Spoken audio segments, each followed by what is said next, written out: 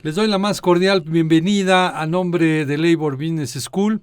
Yo soy Jorge Cervantes Martínez, soy tu explicador laboral y siempre estaré contigo. El día de hoy tendremos un tema muy interesante que analizar, que es el relativo a la protección de datos personales, particularmente en el entorno de que se celebra el Día Internacional de los Datos Personales.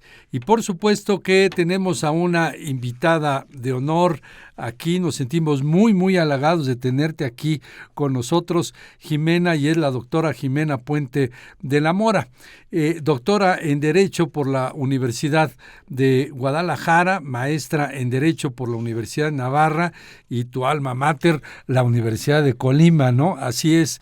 Entonces, esos son parte de tus antecedentes académicos parciales en los cuales en los 3 grados has obtenido la mención honorífica. Imagínate.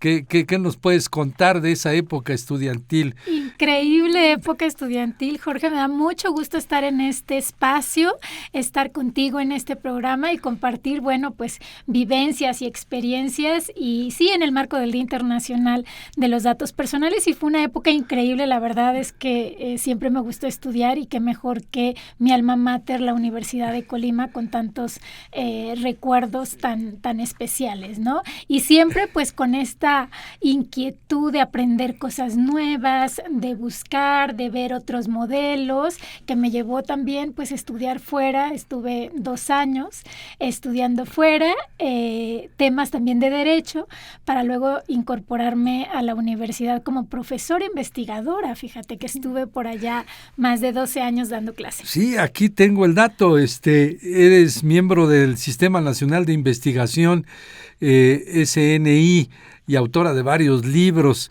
obviamente en materia de transparencia, de parte del Fondo de Cultura Económica, de protección de datos personales, de los medios electrónicos, de derecho procesal, y coautora de 20 libros más. Entonces, pues has estado con mucha actividad académica también en ese sentido, ¿no? Así es, y siempre pues muy interesada en estar en contacto con la juventud, compartir experiencias, aprender de ellos. Es una etapa muy bonita de mi vida y muy significativa. Así es. Y luego ya en actividades muchísimo más formales y de mucho desgaste, porque fuiste la primera presidenta del Instituto Nacional de Transparencia y Acceso a la Información y Protección de Datos Personales, ya como un órgano constitucional autónomo, y también presidenta fundadora del Sistema Nacional de Transparencia y presidenta de la Red Iberoamericana de Protección de Datos e integrante del Sistema Nacional Anticorrupción. Ahí sí fue una erosión fuerte en ese trabajo, ¿no? Y sobre todo porque nos tocó operar, estimado Jorge, esta reforma constitucional tan importante que pasa el IFAI como una dependencia del Ejecutivo Federal, y esto es súper importante, a operar una reforma constitucional con estándares generales para todo el país, y donde los sujetos obligados pasaron de un poco más de 240 a casi 8,000 a nivel nacional,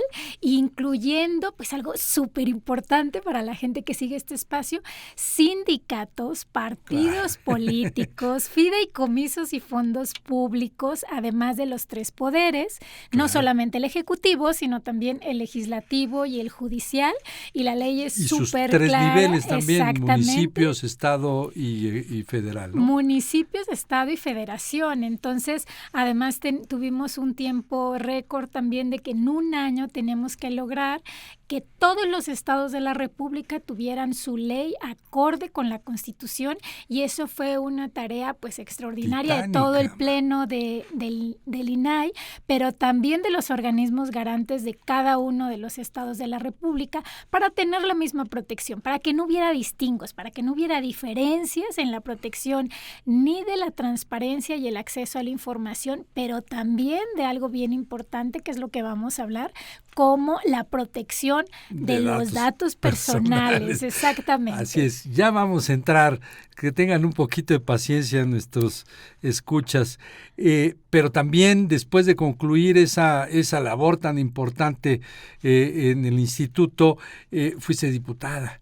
Y estuviste en la 64ª legislatura del Congreso y fuiste una de las diputadas que tuvo el mayor número de iniciativas aprobadas por el propio Pleno. ¿Ahí qué nos puedes comentar, Jimena? Una etapa súper interesante como diputada federal ciudadana para llevar toda la experiencia que había tenido tanto en la academia como en mi desempeño profesional en áreas dedicadas definitivamente a temas que tienen que ver con la información, con la protección de datos, con la transparencia, con la rendición de cuentas, pero algo súper importante que fue como eje rector de toda mi gestión, la protección a las mujeres y a erradicar la violencia de género en nuestro país, que es un tema tan importante.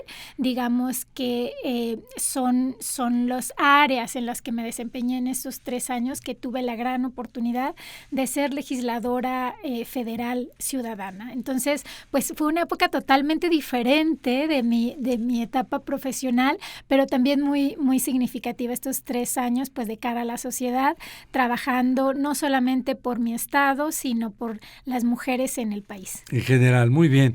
Y actualmente ya eres miembro del grupo de expertos de la OECD para la contribución del proyecto de gobernanza de la identidad digital.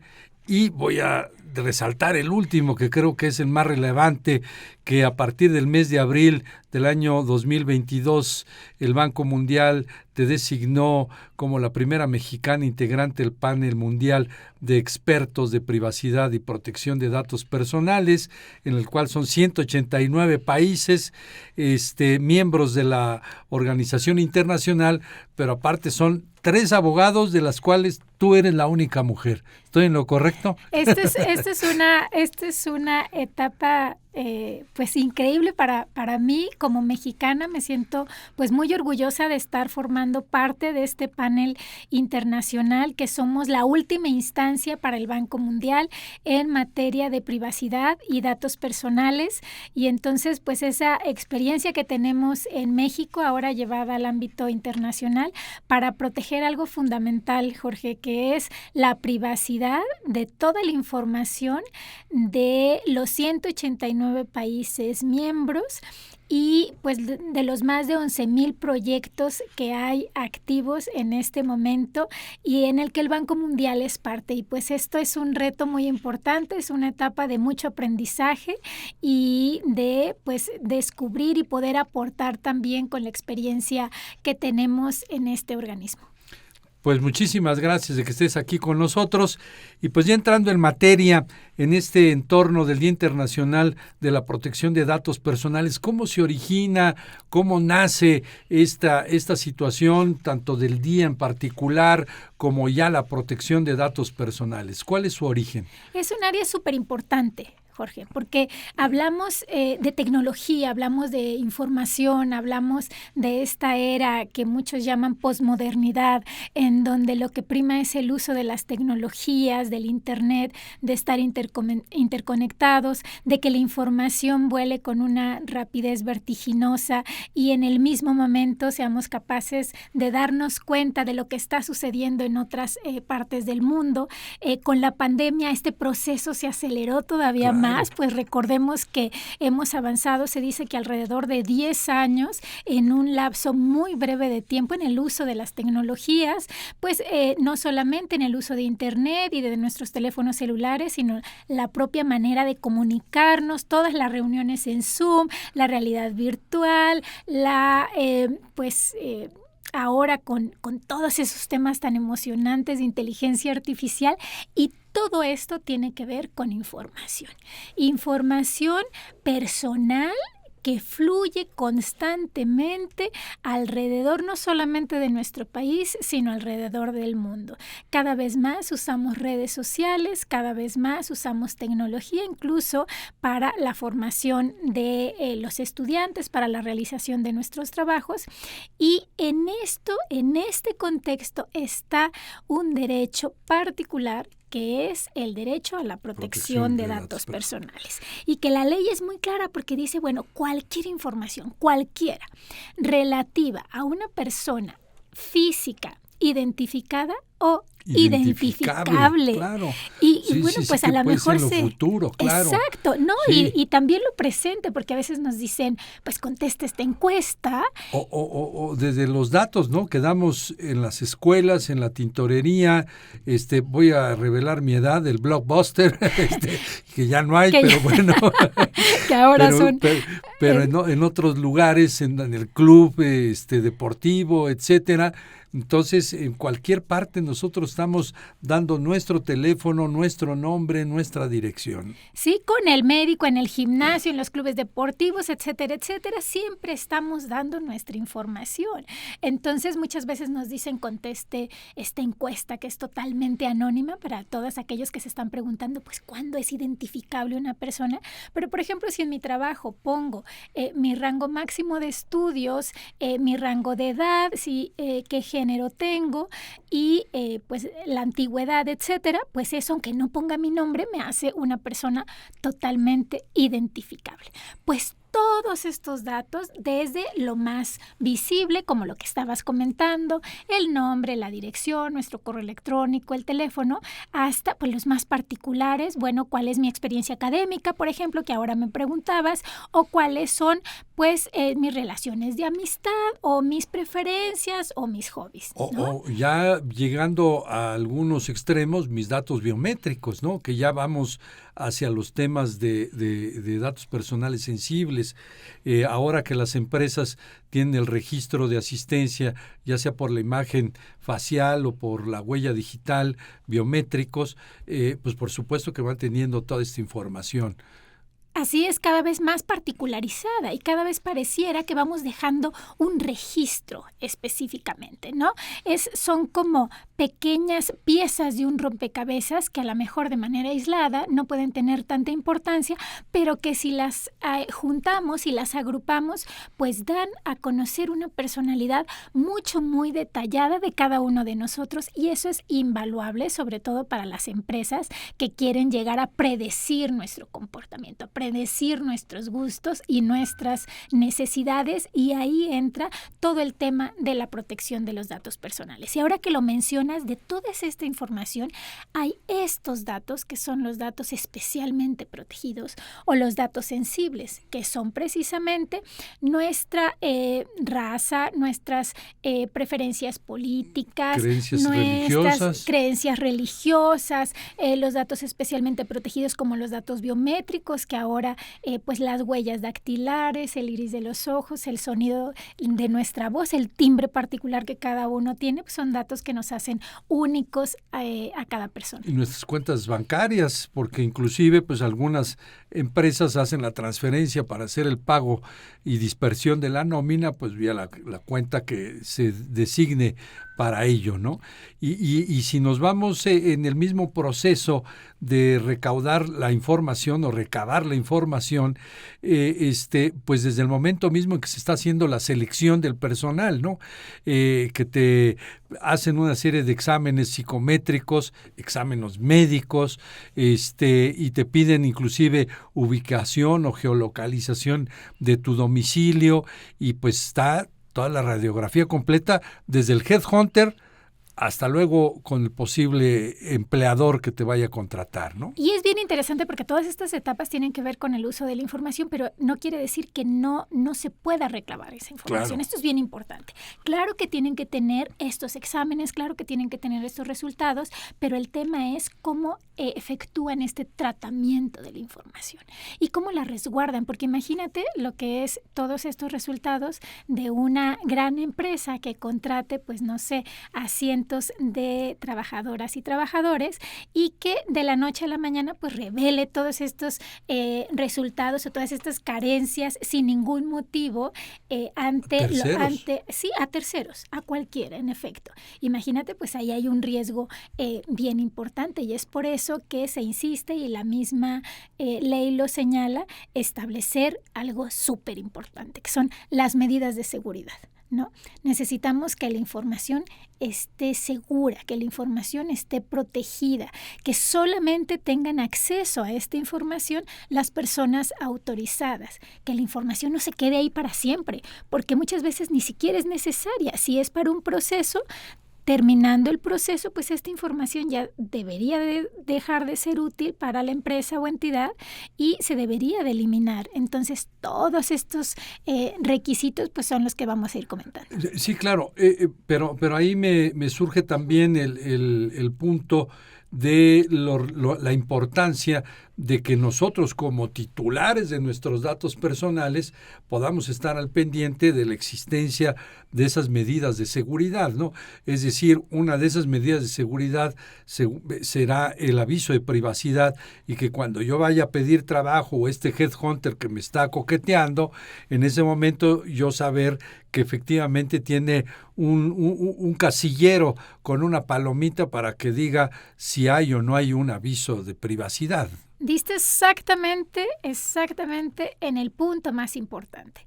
Los primeros que debemos de resguardar nuestra información somos cada uno de nosotros. A ver, ¿a quién le estoy dando la información y para qué efectos? Muchas veces pareciera que por algún pequeño descuento, o que como un requisito, por ejemplo, para ingresar, pues nos hagan un cuestionario sumamente extenso que no es necesario. Otras veces, y eso les voy a compartir un episodio, ¿verdad? Exacto, una anécdota. Pasó en algún lugar. Pues cuando vas a realizar cualquier trámite a una institución bancaria, ¿verdad? En la que te tienen toda la mañana de una oficina a otra, de un cubículo a otro, y después de 3-4 horas uno ya lo que quiere pues es terminar el trámite, y te dicen sí, pero solo firme estas 4 casillas. Bueno, y entonces leyendo esa letra chiquita que muchas veces pues nos da flojera leer, me di cuenta que en la tercera casilla era la autorización para compartir toda mi información personal y financiera específicamente con cualquier otra institución. Entonces pues le comenté en aquella ocasión a la persona que me estaba haciendo favor de atender, y le dije, bueno, te firmo la casilla 1, la 2 y la 4, pero la 3 no te la voy a firmar porque es la autorización. ¿Y qué crees que me dijo? Pues no hay crédito. No, al contrario, me dice, ay, pues las personas, todo mundo que viene lo firma, pero nadie se fija en qué es lo que dice la cláusula. Entonces, ahí es la invitación para cuando todos estos datos son excesivos, pues tengamos mucho cuidado precisamente en firmar o no firmar, y en dar lo que la ley llama consentimiento para el uso de esa información, porque muchas veces, sin darnos cuenta, firmamos cualquier documento, y esas son autorizaciones para compartir, no solamente nacional, sino internacional, pues toda nuestra información.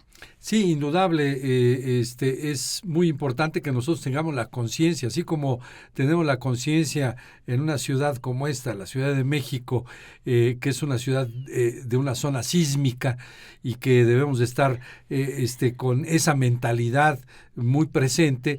Pues en el momento en que nosotros manejamos nuestros datos personales, más bien dicho, los proporcionamos, pues estar conscientes de cómo va a ser ese tratamiento y para qué los van a utilizar y cuál va a ser su finalidad, ¿no? Exactamente, y que les muestren, y también uno leer pues ese llamado aviso de privacidad cada que contestemos un cuestionario, cada que contestemos o que accesemos, por ejemplo, a una aplicación, debemos de saber pues qué datos necesita esa aplicación, y esos retos tan famosos como el Yearbook Challenge, que fue tendencia hace pues algunos meses, y que todo el mundo dijo, está increíble ver a las personas que conocemos, a nuestros maestros de jóvenes hace algunas décadas, ¿Y qué creen? Y esto es algo que muy pocos saben, pues al dar autorización para que se crearan imágenes con inteligencia artificial que nos regresaban a los 90s, a los 2000s, pues les estabas dando autorización no solamente para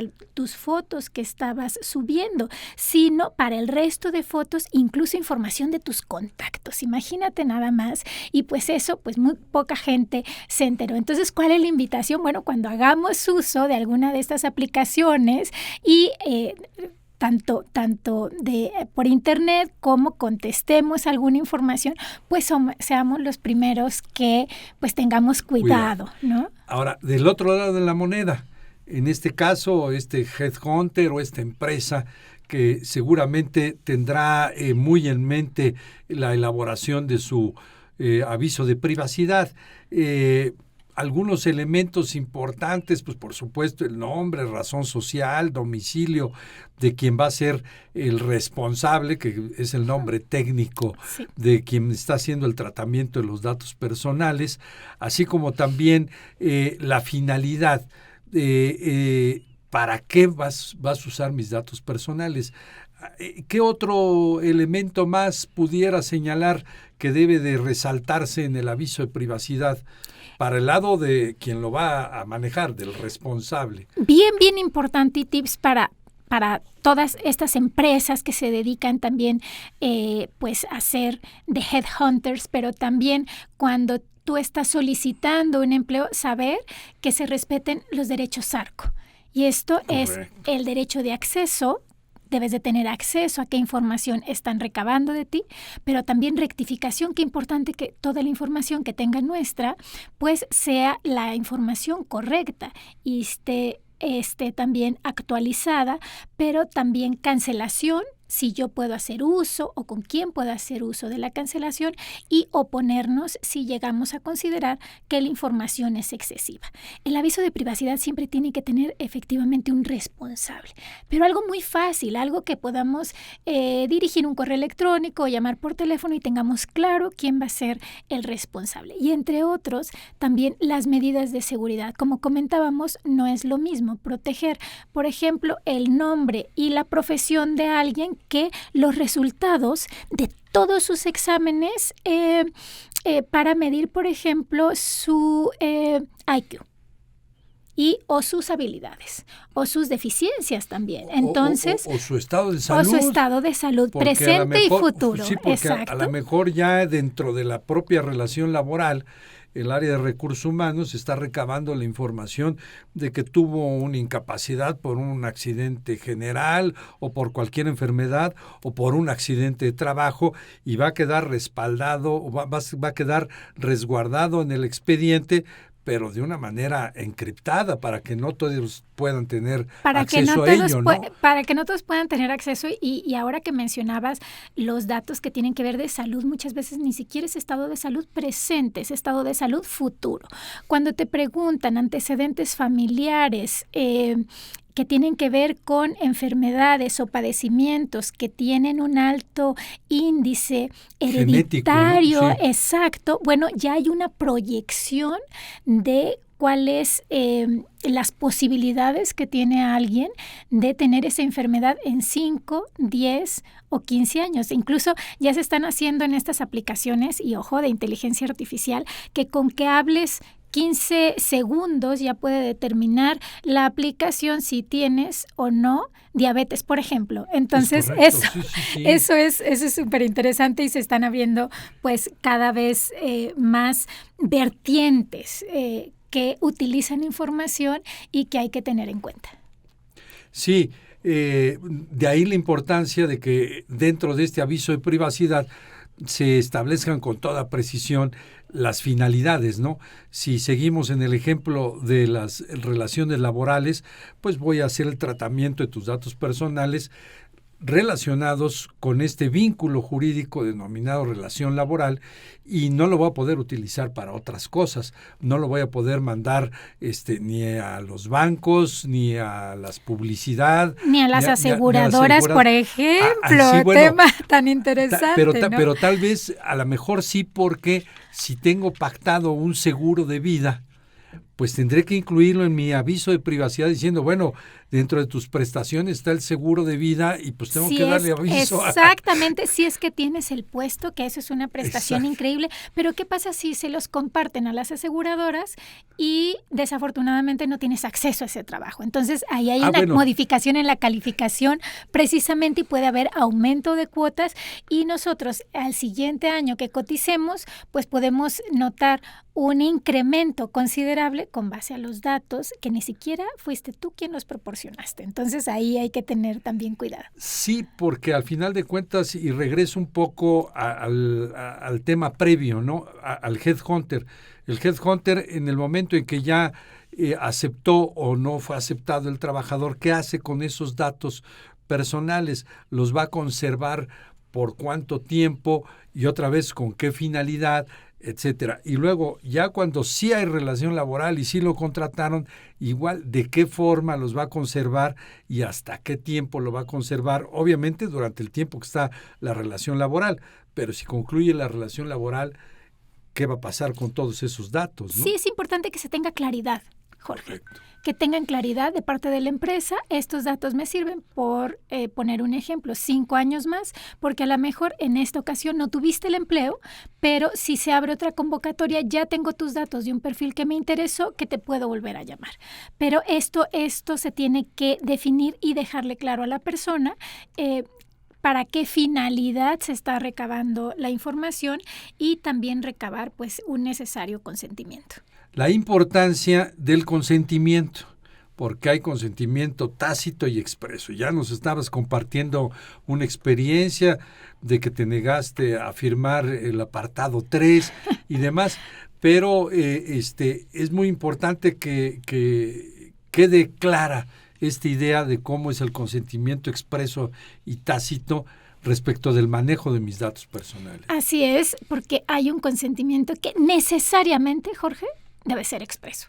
Es decir, que no haya duda en que tienes la voluntad de decir que sí y de firmar este aviso de privacidad. ¿Y cuáles son esos datos? En los datos sensibles o los datos especialmente protegidos. Si tienen que ver con temas de salud, por ejemplo, con información genética, con preferencias, con vida sexual, con preferencias religiosas, políticas, ahora que tenemos un año tan movidito, ¿verdad? Bueno, pues debe de ser consentimiento expreso, para que quede bien claro que pues que sí dijiste que sí al tratamiento de estos datos. Claro. Regresémonos un poco en esta conversación tan interesante, pero regresemos un poco al origen del Día Internacional de los Datos Personales.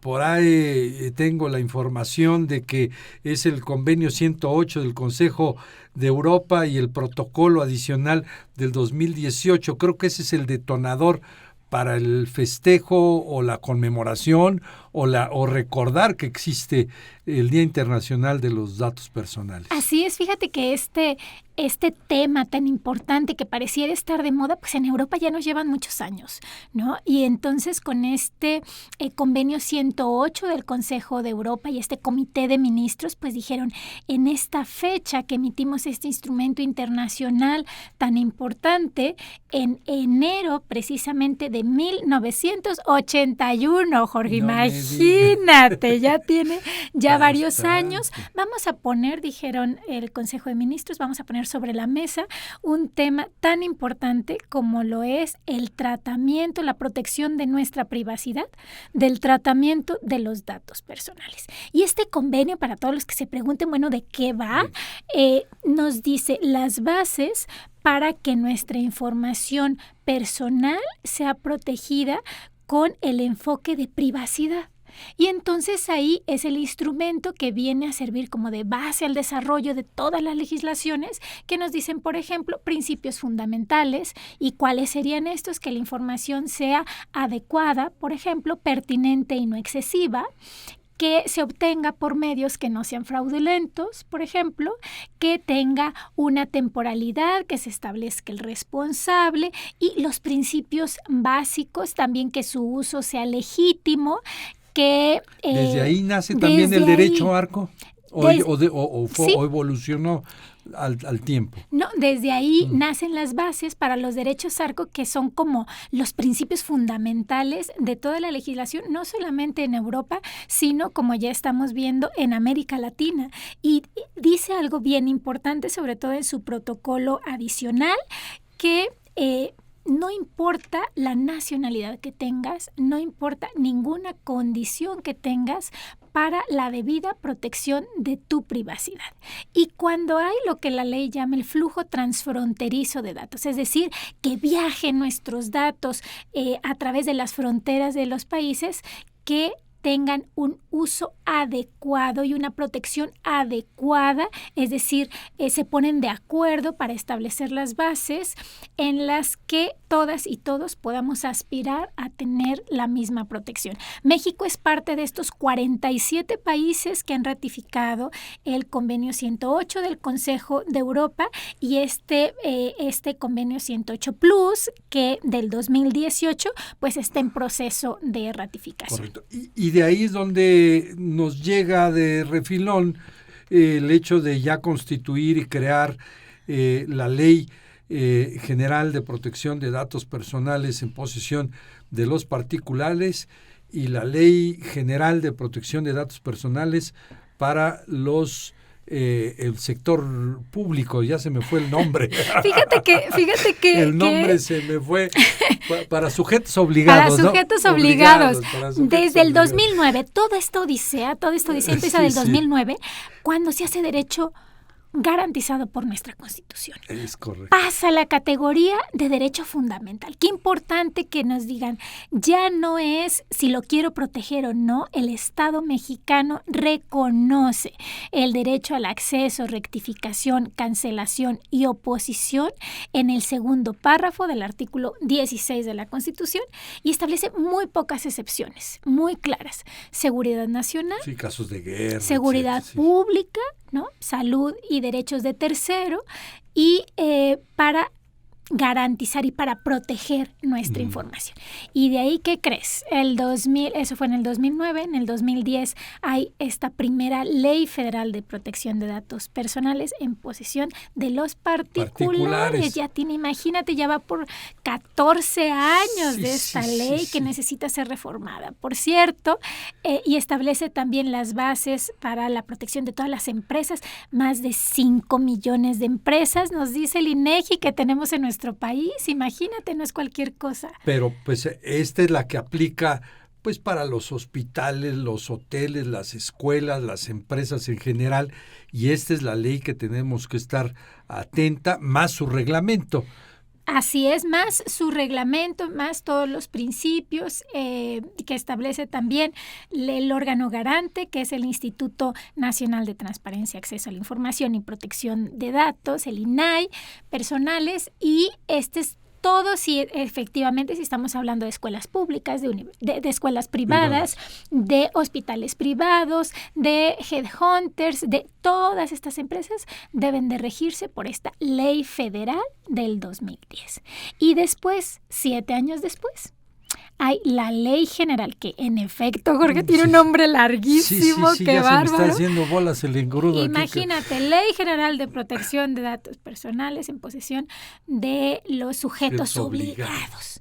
Pero ese es a nivel federal y cada uno de los estados, ojo, tiene su propia ley para las entidades gubernamentales de cada uno de los estados. Para decirlo en términos coloquiales, esto es para lo privado, la Ley Federal de Protección de Datos Personales para las empresas, y la general es para todas las entes públicos, ¿no? Ahí sí ya hospitales, públicos, el propio sector, escuelas las secretarías públicas, de las Estado, secretarías, los gobiernos de los estados, los entes legislativos, exacto, todo esto, municipios, etcétera, se rigen por las disposiciones de la Ley General. Fíjate que trae cosas bien interesantes. En esta ley tienen cosas, por ejemplo, como cómputo en la nube, y todos los requisitos que se deben de satisfacer cuando queremos contratar estos servicios de cómputo de la nube. Trae el derecho de portabilidad. ¿Y eso qué será? Bueno, pues el derecho que tenemos de que poder tener en un dispositivo electrónico nuestros datos, por ejemplo, de una institución de salud y podérselos llevar a la que decidamos. Pero todo esto trae también evaluaciones de impacto y evaluaciones de riesgo, y todas estas nuevas figuras pues ya la trae la ley general. Sí, bueno, y aparte también mucha discusión se dio con el tema del expediente clínico, sobre todo en el sector público, ¿no? Que de alguna u otra forma no siempre están, o a lo mejor ya existe ahora la compatibilidad de los sistemas. Entonces, la información de mi expediente clínico del IMSS a lo mejor no está compatible con el de la Secretaría de Salud o con el Instituto Nacional de Cardiología y demás, y no se puede hacer un sistema único para que se tenga un solo expediente clínico en el sector público. Y en efecto, en la experiencia que tuve desde el órgano regulador, era uno de los casos que más causaban impacto en la gente y que más preguntaban, ¿no?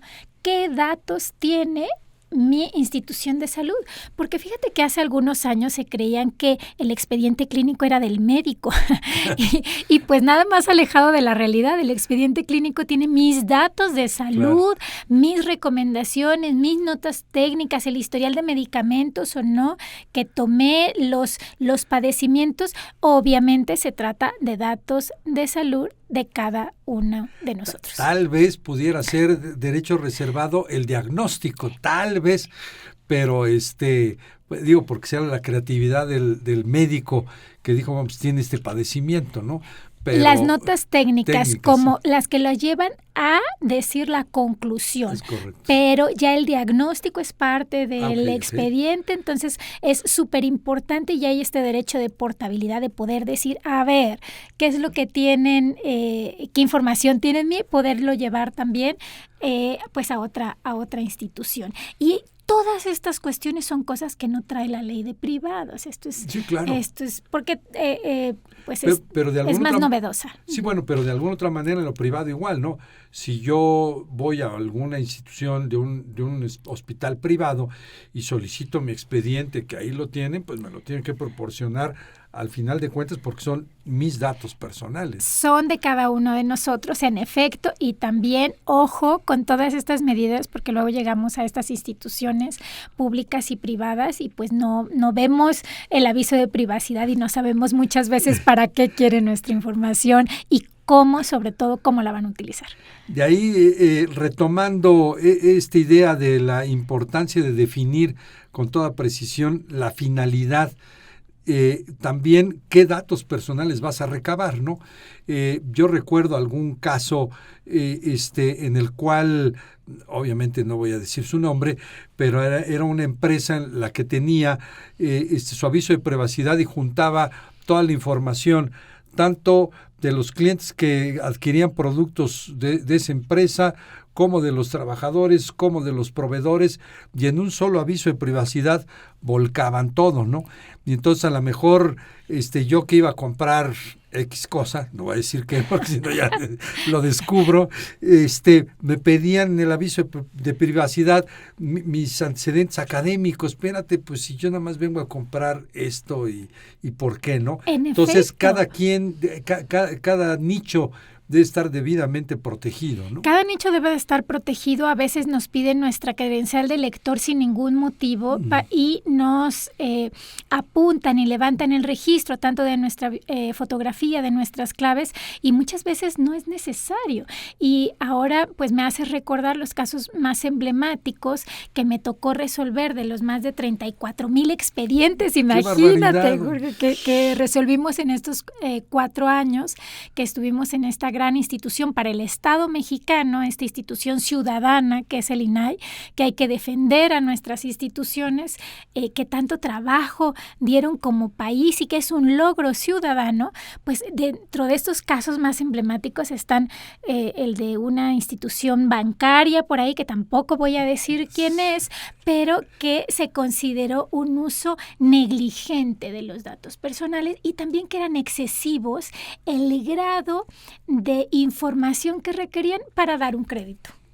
Entonces, pues esto llegó hasta el instituto y la sanción y la multa de ¿cuánto creen que fue? Bueno, de 32 millones de pesos. Y ya estamos hablando, bueno, pues de montos sumamente considerables, pero sobre todo para crear conciencia y todas las personas que siguen este importante espacio, pues que sepamos que la importancia que tiene precisamente la protección de nuestra información y que si no lo hacen de alguna manera debida, pues pueden acudir al INAI para recibir orientación y también hay sanciones por incumplimiento. Qué importante también para todas las empresas que nos estén escuchando, pues de tener todos tus documentos en regla. Claro, bueno, y establecer correctamente tu política de privacidad.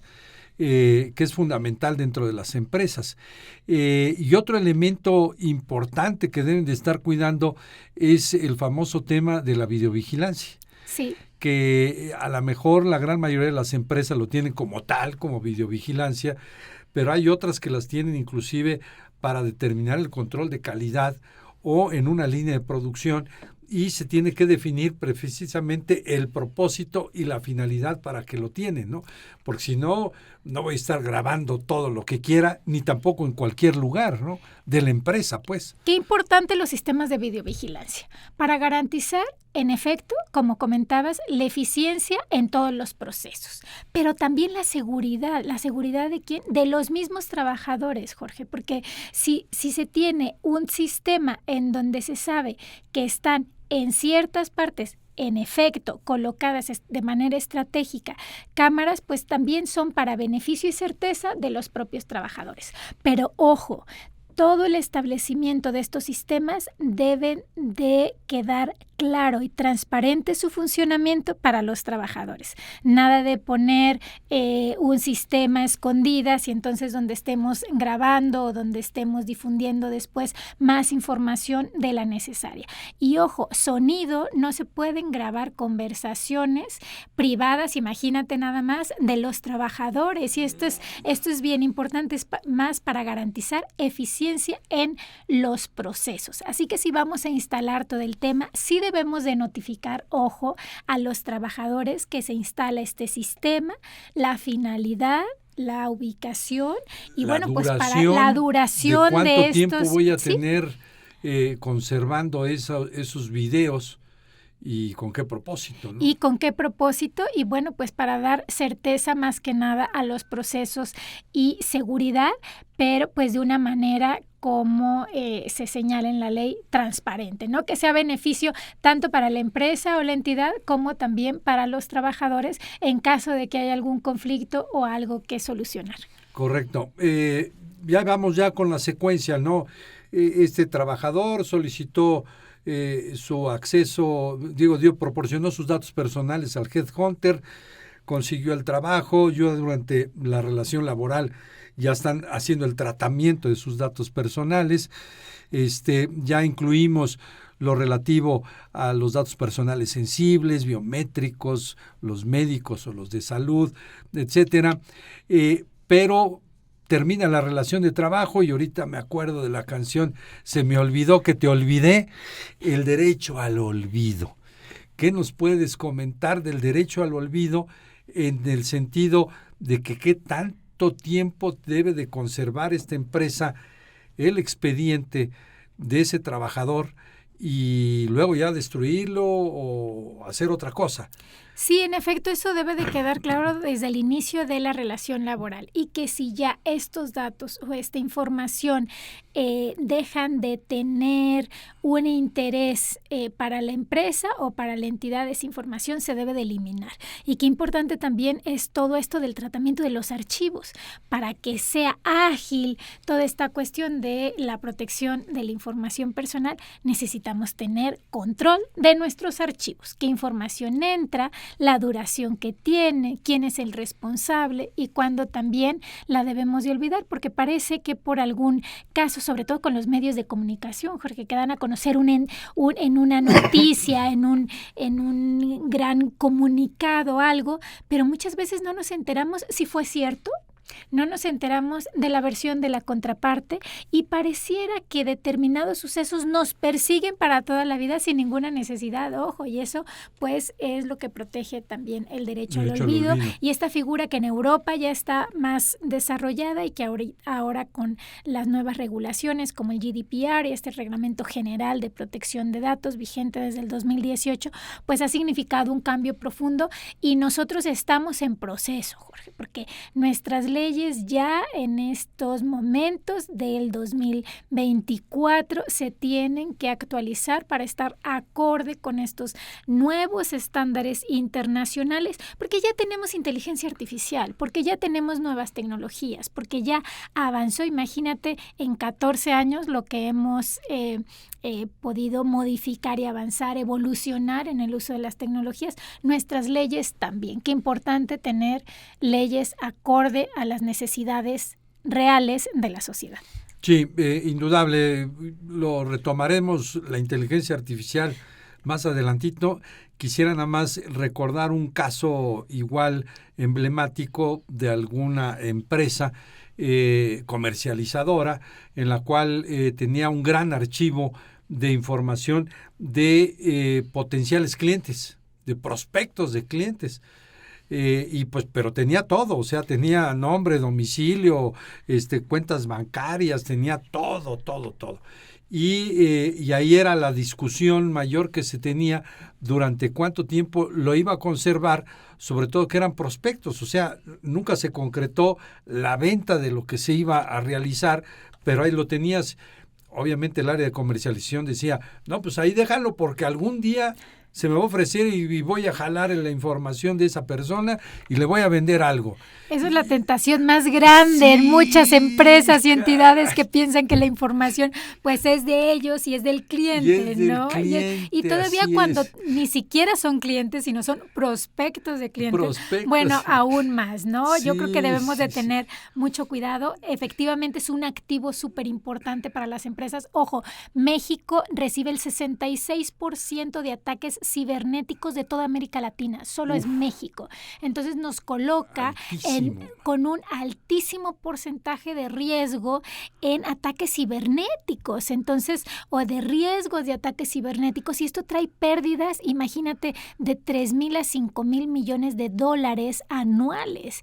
Los primeros que debemos de ser, autenticación de nuestros passwords, ojo, verificación de 2 pasos, la actualización de nuestro software y nuestros programas de las computadoras, tanto del teléfono, usar contraseñas seguras, y esto como consejos prácticos. Y que las cambiemos, pero y que las cambiemos y que sean diferentes, porque luego generalmente ponemos nuestro cumpleaños o ponemos la misma contraseña en todos los sitios, y eso nos hace presa fácil para pues nuestro robo de identidad. Pero estás tocando un punto muy importante que también las empresas deben de considerar, la vulneración. Tuve el hackeo, se metieron a mi red, se metieron a mi banco de información y por lo tanto sustrajeron N número de datos de mis trabajadores y demás. ¿Qué protocolo tengo que seguir yo como empresa en caso de que tenga esta vulneración? Ojo, exactamente. Hay una vulneración, hay un ataque, se filtran bases de datos, recibo un ataque cibernético y lo primero que tengo que hacer es notificar a los afectados y decir, oigan, pasó esto. ¿Cuáles medios de notificación? Pues los que la empresa decida, pero que las personas sepamos que nuestros datos están en peligro y sobre todo qué medidas de seguridad vamos a tomar. Porque eso pasa cuando no se invierte en una correcta planeación, cuando no se invierte en un correcto, sistema de seguridad, cuando pareciera que todo mundo tiene acceso a nuestras bases de datos y hacemos más fácil esa filtración. Entonces, aquí la importancia que tiene sobre todo mantener las medidas adecuadas, técnicas administrativas y de gestión, como lo señala la ley, para proteger la información personal y en caso de que pase esta filtración, de datos personales, que la gente y los clientes puedan saber no solamente la filtración, porque eso fuera muy fácil, sino sobre todo qué estrategias voy a dar para solucionar este problema. Regresando al aviso de privacidad, muy brevemente, las dos versiones que existen, ¿no? La versión resumida y la versión ampliada, ¿no?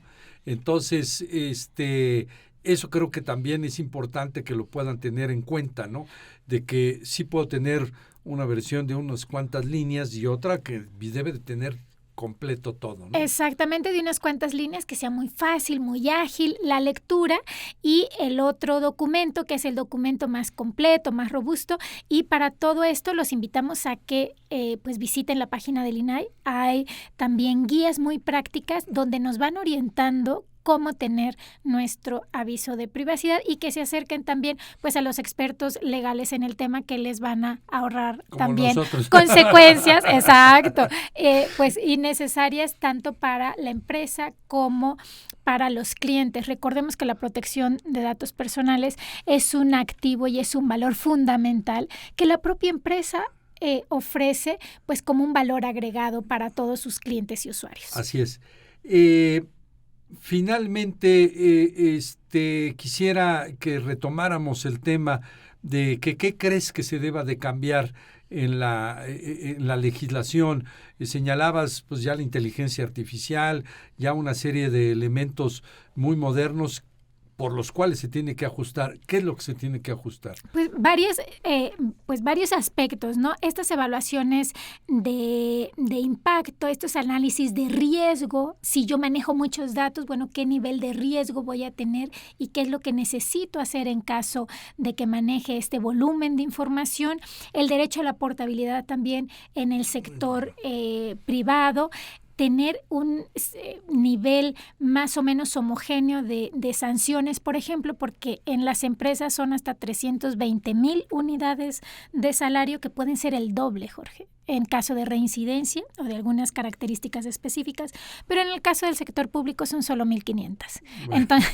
Entonces estamos hablando de un mismo derecho con diferentes consecuencias, claro, y con diferente tratamiento para el sector público y para el sector privado, incluir precisamente en específico estas acciones en caso de fuga de los datos personales, incluir el cómputo en la nube y todos estos estándares pues para cumplir y para estar a la vanguardia en esta materia. Y esperemos que en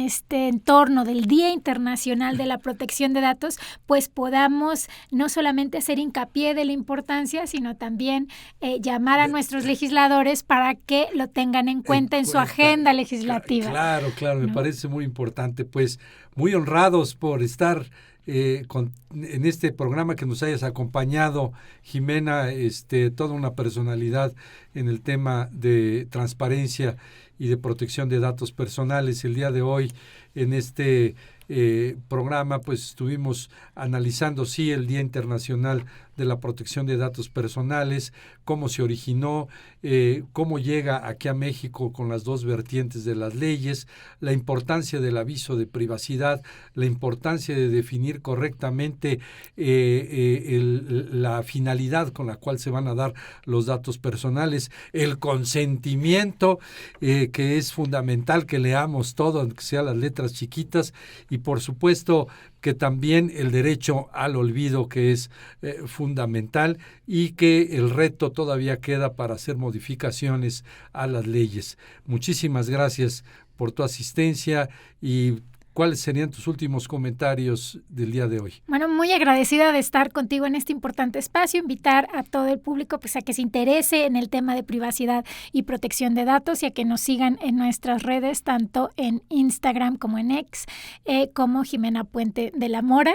Y bueno, pues encantada de estar con ustedes el día de hoy platicando de un tema apasionante como lo son la protección de los datos personales. Muchísimas gracias. Yo soy Jorge Cervantes y soy el explicador laboral y nos vemos en el próximo programa. Muchas gracias.